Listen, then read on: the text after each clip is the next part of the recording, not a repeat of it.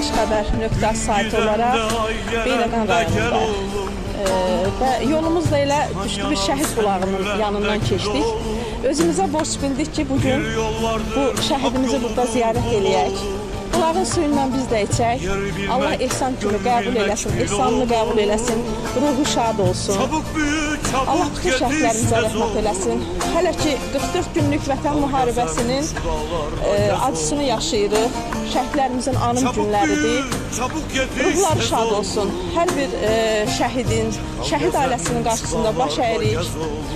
Nə qədər canımızda can varsa, biz də özümüzə, üzərimizə düşən borcu yerinə yetirərək şəhidlərimizin anım günlərində iştirak edəcək və onları daim, əbədi yaşaması üçün, gələcək nəsillərə çatdırılması üçün bacardığımız edəcəyik. Allah bütün şəhidlərimizə rəhmət eləsin. Vatanına göz dikeni ez olur.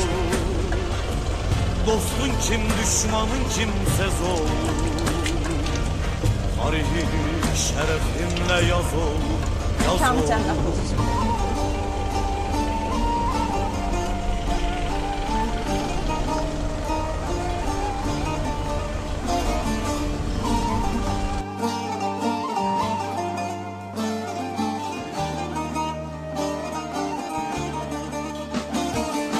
Senden gider sonsuzluğa yol olur.